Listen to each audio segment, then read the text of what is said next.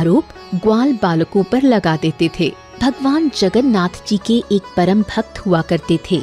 उनका नाम रघुदास था। वो स्वभाव से बालक की तरह सरल थे। वो पुरी में ही मंदिर के सिंह द्वार के पास रहते थे। भगवान जगन्नाथ के संग उनका सखा भाव था। जगन्नाथ जी कभी बालकों के रूप में उनसे खेलते और कभी उनकी सेवा भी करते थे। सभी उनकी मित्रता और उनकी भक्ति के बारे में जानते थे। रघुदास के लिए उनका सब कुछ भगवान जगन्नाथ जी ही थे। एक बार रात के समय जगन्नाथ जी रघुदास के पास आए और कहने लगे, रघु चलो, हम लोग राजा के बगीचे से कटहल चुरा कर लाते हैं, फिर हम दोनों मिलकर उसे खाएंगे। इस पर रघुदास बोले, आपको कटहल चुराना क्यों है? यदि आपको खाना ही है तो मैं एक अच्छा सा कटहल ले आता हूँ। जगन्नाथ जी ने कहा, मुझे तो रोज ही भोग में मिलता रहता है। मैया यशोदा तो रोज ही मुझे प्रेम से इतना माखन खिलाती हैं। फिर भी मैं दूसरों के घरों में जाकर माखन चुराता हूँ, क्योंकि माखन चुराकर खाने में ज्यादा आनंद आता है। मैं तुम्हें भी इस आनंद की अनुभूति कराना चाहता हूँ।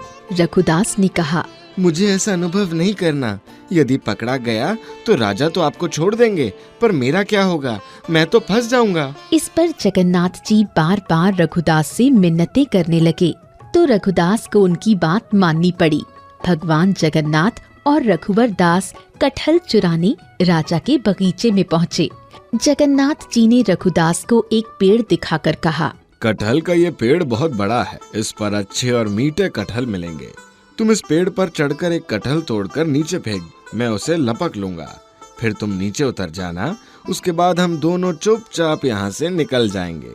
रघुदास को उनकी आज्ञा माननी पड़ी। रघुदास ने पेड़ पर चढ़कर एक बड़ा सा कटहल तोड़कर आवाज लगाई। जगन्नाथ जी ने कहा, मैं यही हूँ, तुम कटहल फेंक दो। रघुदास ने कटहल नीचे फेंक दिया, पर तब तक जगन्नाथ जी वहाँ से खिसक चुके थे। कटहल आकर धम से आवाज करता हुआ जमीन पर गिरा। राजा के सिपाही आवाज सुनकर दौड़ाए।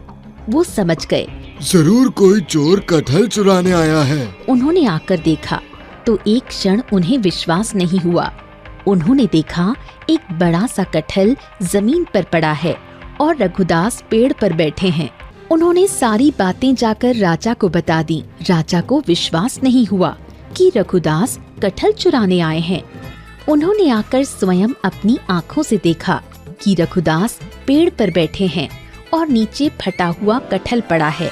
राजा ने रघुदास को नीचे उतरने को कहा। उनके नीचे आने पर उन्होंने कहा, प्रिय रघुदास, आपको कटहल खाने की